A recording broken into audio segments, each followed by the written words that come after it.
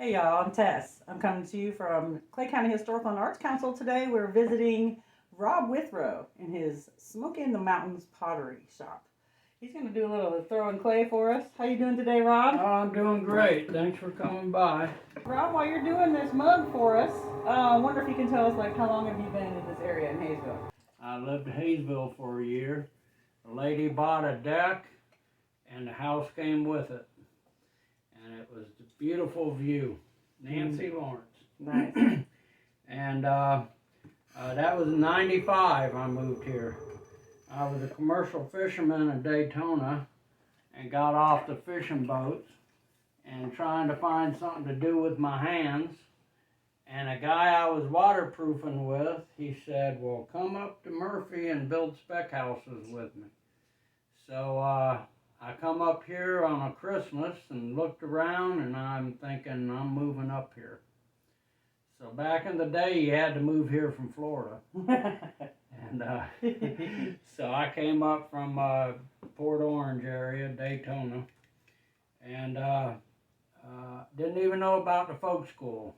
And the realtors drew us a map to the folk school and went there and just look at this. I had taken a pottery class a year before we moved here in Daytona. And then I'm like, wow. So I learned there, and now I teach there. And it's a wonderful place to learn. You can take a week-long class, and the next week you're a broom maker. And you don't have to have a traditional job. You can have fun. You can be your own boss. You can set your own hours. I work 80 hours to avoid 40. Nice. And somehow it makes sense. Exactly. So when did you take the pottery class that got you started in your... That was in '94 in Daytona. And then we moved up here, and then I've been taking classes at the folk school and a work study there for a while. And I was teaching the kids for years. And now they have me up there 1 week a year, and I teach the wood fire class. And we all potters bring 50 pots, and I bring my glazes up there, and by Tuesday we're firing the kiln. Awesome. So it's a lot of fun, and the folk school is a wonderful place to learn, and it's right here in our community. And you teach, that's your teaching experience, is at the folk school? Yeah, I teach at folk school. I teach in Bryson City at Southwestern Community College. Awesome, that's wonderful. Usually once a year. And then I have face mug parties at my studio, and I show you how to put a face on a mug. And you have a face mug party or a mug party coming up soon, don't you? Yeah, I'm doing one at the community center in Brasstown on February 18th. And $25, I'll show you how to put a face on a mug. It'll be microwave and dishwasher safe. Or you can build a moonshine jug and make that face you make when you taste that moonshine. That's fantastic. All right, so we're just going to let you know that Clay County Historical and Arts Council has sponsored for 6 to 8 years, yeah? It's been a long time. Yeah, for sponsoring you so that you can do things in the local community and the schools. What school will you be coming to this spring? We're going to Hayesville Elementary, maybe the middle school and high school. I need to talk to Ellen Engelman is the art teacher there. And last year I did the 3rd, 4th, and 5th graders.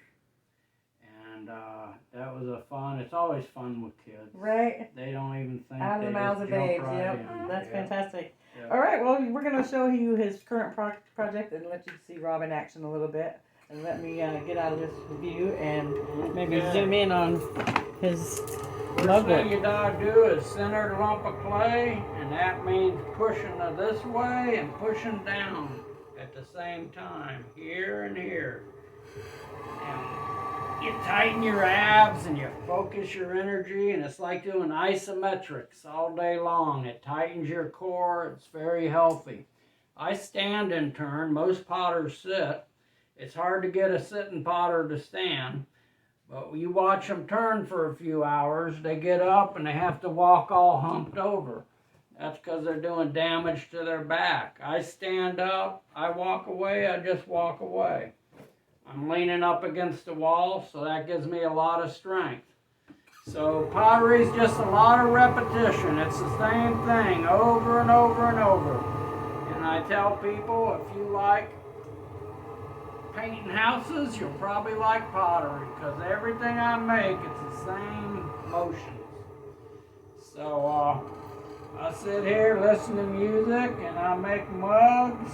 And this is 2 pulls, and I got me a cylinder here. Now at this point, I can shape it. So I'll come here, and I'll make it a bell-shaped mug. So mugs are really popular, and North Carolina has a big history in clay. We've been high-firing clay since the 1700s here. So it's a big clay state. People appreciate clay, and they know what they like, and there's a lot to pick from in North Carolina, North Georgia too. There weren't many mountain potters, but there was one fella named George Donkel, and he found a big clay deposit in Bavard. And he found out who owned the land, and he married the daughter. And they were potters the rest of their day and didn't have any kids, so they had other ways of doing things. Most potters had a lot of kids, and the kids were a big part of the pottery. And so they just got around not having kids. They made a flatbed and moved a cart under the shed when it was rainy and moved it out in the sun when it was dry. So normally that would be a kid's job. But pottery is a wonderful way to make a living, and I've just thoroughly enjoyed it. I've done a lot of things in my life, but this is the funnest thing I've done, and I've been doing it 28 years. So I don't imagine it's going to change anytime soon.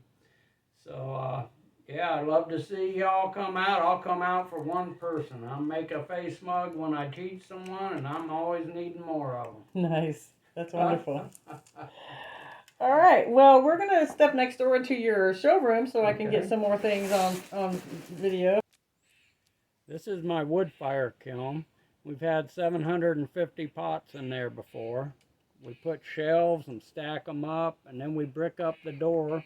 And then there's a little metal door we open up, and that's where we put the wood in. There's one on each side. It takes 4 cords of wood and about 35 hours.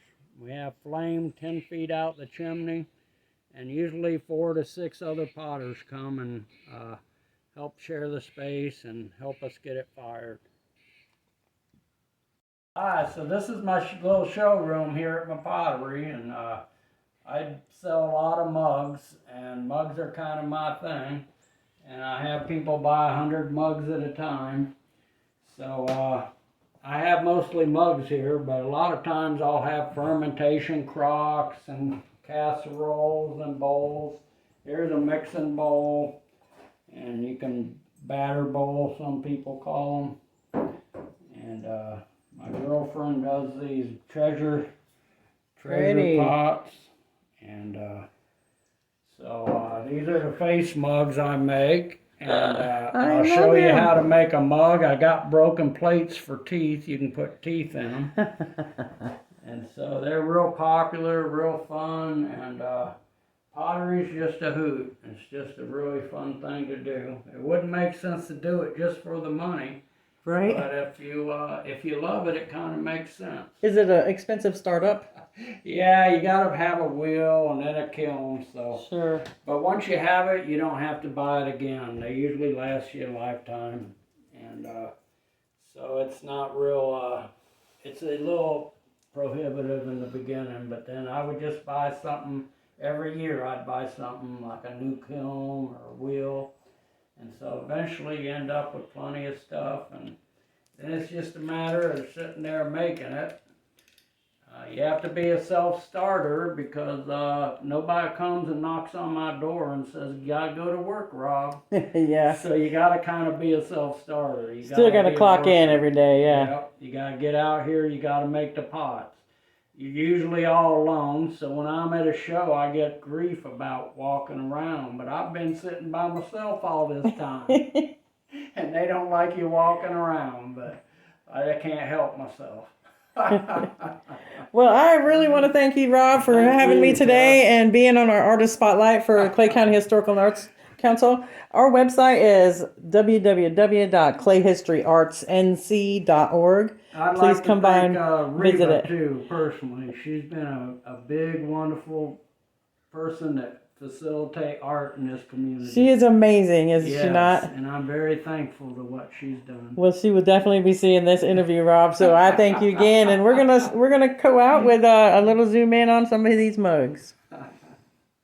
Y'all be sure to come to Brasstown Community Center on February 18th at 2 p.m. and come make your own. Maybe one like this.